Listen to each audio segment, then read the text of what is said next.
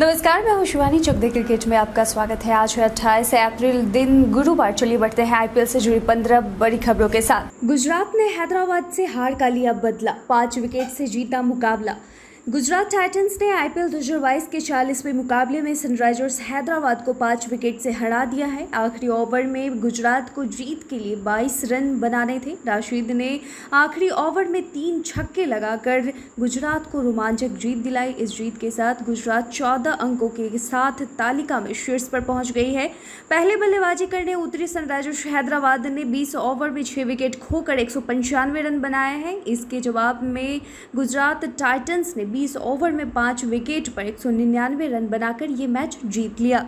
आज होगा आईपीएल का 40वां मुकाबला। दिल्ली कैपिटल्स की अब आईपीएल 2022 में अगली भिड़ंत कोलकाता नाइट राइडर्स से गुरुवार यानी आज वानखेड़े स्टेडियम में होगी। ऋषभ पंत की कप्तानी वाली टीम पिछले मैच के नो बॉल विवाद को भुलाकर वापसी के लिए बेताब होगी और उसकी कोशिश आवश्यक लय हासिल करने की रहेगी। दिल्ली को पिछले मैच में राजस्थान रॉयल्स से 15 रन से हार का सामना करना पड़ा था। दिल्ली 7 मैचों में 3 जीत से अंक तालिका में 7वें स्थान पर है, जबकि केकेआर ने अपने पिछले 4 मैच गंवाए हैं और वह 8वें स्थान पर है। दिल्ली की बल्लेबाजी मजबूत है, जिसमें डेविड वार्नर, पृथ्वी शॉ, ऋषभ पंत और रोमैन पोवेल जैसे खिलाड़ी हैं। केकेआर के गेंदबाजों को उनके सामने सतर्क रहना होगा। मुकाबला भारतीय समयानुसार शाम 7:30 बजे से शुरू होगा। रविचंद्रन अश्विन ने आईपीएल में पूरे किए 150 विकेट। बीते दिन मंगलवार को 2 रॉयल्स टीमें आमने सामने हुई। यह मुकाबला बैंगलोर और राजस्थान के बीच खेला गया, जहां राजस्थान ने रॉयल जीत हासिल की और बैंगलोर को 29 रनों से हराया। इस दौरान अनुभवी गेंदबाज रविचंद्रन अश्विन ने अपने आईपीएल के करियर में कुल 150 विकेट पूरे कर लिए। अश्विन ने इस मैच में कुल 3 विकेट लिए। बैंगलोर के खिलाफ मुकाबले में अश्विन ने रजत पाटीदार को आउट कर यह कारनामा किया। यह मुकाबले में उनका पहला विकेट था। उन्होंने 4 ओवर में 17 रन देकर 3 विकेट लिए। उन्होंने पाटीदार के बाद सुयश प्रभुदेसाई और शाहबाज अहमद को आउट किया। उनके इस प्रदर्शन से राजस्थान को जीत मिली। युवराज ने कहा, पंत को भारतीय टीम का कप्तान बना देना चाहिए। युवराज ने बताया कि उनकी पंत से क्या बातें होती हैं। उन्होंने कहा कि वे अक्सर ऑस्ट्रेलिया के लीजेंड एडम गिलक्रिस्ट का नाम लेते हैं, जिन्होंने नंबर 7 पर बैटिंग करते हुए 17 शतक लगाए हैं। युवे ने कहा कि पंत के नाम पहले से 4 शतक हैं और टेस्ट क्रिकेट में ऋषभ पंत भविष्य के लीजेंड साबित हो सकते हैं। युवराज ने कहा कि आपको एक युवा को कप्तानी सौंपने की जरूरत है। इसके लिए युवा खिलाड़ी को तराशना होगा, उसको समय देना होगा। किसी चमत्कार की उम्मीद उससे ना रखें। कम से कम 6 महीने के लिए उससे खास उम्मीद ना रखें। मुझे लगता है आपको युवा खिलाड़ी में यकीन दिखाना होगा जो ये काम कर सकता है। आरपीसी ने कहा, अगर अब विराट कोहली फ्लॉप हुए तो उन्हें टीम से ड्रॉप कर दिया जाएगा। आरपीसी ने क्रिकबज़ पर बातचीत के दौरान विराट कोहली के खराब फॉर्म को लेकर बयान दिया। उन्होंने कहा, विराट कोहली एक बहुत ही बड़े प्लेयर हैं, इसमें कोई शक नहीं है, लेकिन ये कहना होगा कि वो फॉर्म में नहीं है। हमने देखा कि कितने सारे एज उनके बल्ले से लगे। वो एक ऐसे प्लेयर हैं जो गेंदबाजों को डोमिनेट करते हैं। टीम मैनेजमेंट और कोहली दोनों ही काफ़ी कोशिश कर रहे हैं, लेकिन कुछ नहीं हो रहा है। हालांकि कोहली अपने अच्छे फॉर्म से ज़्यादा दूर नहीं है। अगर वो 1 या 2 मैच में और फ्लॉप हुए तो आरसीबी उन्हें रेस्ट दे देगी। राहुल तेवतिया ने किया खुलासा, गुजरात टाइटंस टीम की सबसे बड़ी विशेषता क्या है। गुजरात के स्टार खिलाड़ियों में से एक राहुल तेवतिया ने कहा, हमारे मैचों को देखिए, हर मैच में एक खिलाड़ी ने बेहतरीन प्रदर्शन किया है। ऐसा नहीं कि हम 1 या 3 खिलाड़ियों पर निर्भर हैं। लखनऊ सुपर जायंट्स के खिलाफ पहले मैच में मैं और मिलर, फिर अगले मैच में अभिनव मनोहर, फिर लॉकी फर्ग्यूसन ने शानदार गेंदबाजी की और आखिरकार डेविड मिलर, जिन्होंने मैच फिनिश किया। यह टीम गेम है और टीम ज़्यादा मायने रखती है। हम खुश हैं कि हमेशा कोई ऐसा रहा जो मुश्किल समय का हिस्सा रहा और जिम्मेदारी उठाई।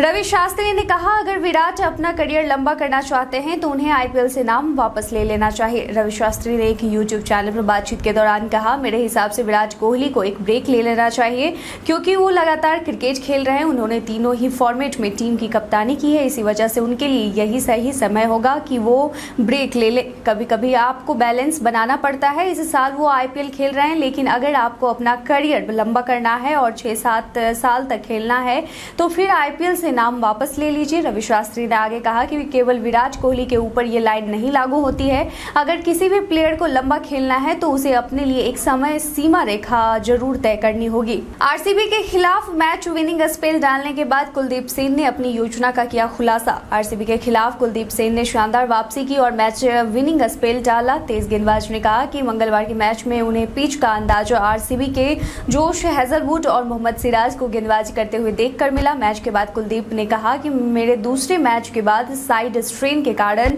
कुछ मैच नहीं खेल सका। हेजलवुड और सिराज को देखकर मुझे एहसास हुआ कि गेंद थोड़ा रुक कर आ रही है, तो योजना थी कि हार्ड लेंथ पर गेंदबाजी करना है। सही लेंथ पर गेंदबाजी करने और रन रोकने के बारे में बातचीत हो रही थी, क्योंकि पहली पारी में हम ऐसा देख चुके थे। दक्षिण अफ्रीका के खिलाफ घरेलू सीरीज में भारतीय टीम को मिल सकती है बायो बबल से राहत। खिलाड़ियों और अधिकारियों की सुरक्षा को देखते हुए आईपीएल बायो बबल में खेला जा रहा है। आईपीएल 29 मई को खत्म होगा और बीसीसीआई नहीं चाहता कि उसके खिलाड़ी लीग खत्म होने के बाद एक बार फिर बायो बबल से सुरक्षित माहौल का हिस्सा बने। मीडिया में चल रही खबरों के अनुसार अगर अब कुछ सही रहा एक अधिकारी ने कहा कि अगर सब कुछ सही रहा और चीज़ें अभी भी सही तरीके से नियंत्रण में रही तो दक्षिण अफ्रीका के खिलाफ घरेलू सीरीज के दौरान बायो बबल और कड़क क्वारंटाइन नहीं होगा। इसके बाद हम आयरलैंड और इंग्लैंड जाएंगे और इन देशों में भी कोई बायो बबल नहीं होगा। ग्लेन मैक्सवेल आईपीएल में सबसे ज्यादा बार शून्य पर आउट होने वाले ओवरसीज प्लेयर बने। आरसीबी के तूफानी ऑलराउंडर ग्लेन मैक्सवेल ने राजस्थान रॉयल्स के खिलाफ अपनी टीम को बेहद निराश किया। आरसीबी के 37 रन पर 2 विकेट गिर चुके थे और विराट कोहली और कप्तान डुप्लेसी पवेलियन लौट चुके थे। ऐसे में मैक्सवेल से टीम को बड़ी ही आशा थी, लेकिन वो आए और चले दिए। चौथे क्रम पर बल्लेबाजी करने आए मैक्सवेल को कुलदीप सेन ने खाता भी नहीं खोलने दिया और उन्हें गोल्डन डक पर आउट कर दिया। इस मैच में शून्य पर आउट होने के बाद ग्लेन मैक्सवेल आईपीएल में सबसे ज्यादा बार 0 पर आउट होने वाले ओवरसीजन यानी विदेशी खिलाड़ी बन गए हैं। श्रेयस अय्यर ने दी चेतावनी, कहा लय में आने के बाद केकेआर को रोकना मुश्किल होगा। केकेआर के खराब प्रदर्शन के बारे में बात करते हुए टीम के कप्तान श्रेयस अय्यर ने कहा कि एक बार लय में आने के बाद इस पूर्व चैंपियन टीम को रोकना मुश्किल होगा।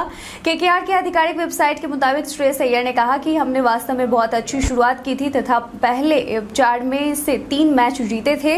इसके बाद चीजें हमारे अनुकूल नहीं रही, लेकिन मुझे अब भी टीम पर भरोसा है। उन्होंने कहा कि हम मैदान पर उतरने के बाद सभी विभागों में अच्छा प्रदर्शन कर रहे हैं, केवल हम रणनीति पर पूरी तरह से अमल नहीं कर पा रहे हैं। यह केवल समय की बात है। एक बार जब हम लय पकड़ लेंगे तो फिर टीम के रूप में हमें रोकना मुश्किल होगा।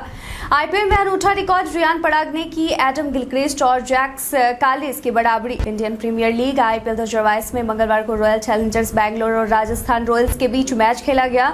इस मैच के हीरो रहे राजस्थान रॉयल्स के रियान पराग, जिन्होंने 31 गेंद पर नॉट आउट 56 रनों की पारी खेली।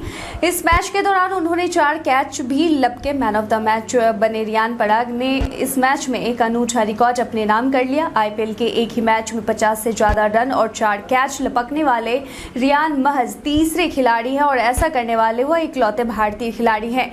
राजस्थान रॉयल्स जीता, फिर भी इयान बिशप ने लगाई संजू सैमसन की क्लास। इयान बिशप ने ESPN क्रिक इन्फो पर कहा कि जब जोस बटलर बड़ा स्कोर नहीं बना पाते हैं तब संजू के पास रन बनाने और इंटरनेशनल क्रिकेट में वापसी के लिए मजबूत दावा पेश करने का अच्छा मौका होता है, लेकिन वह इन मौकों को बर्बाद कर रहा है।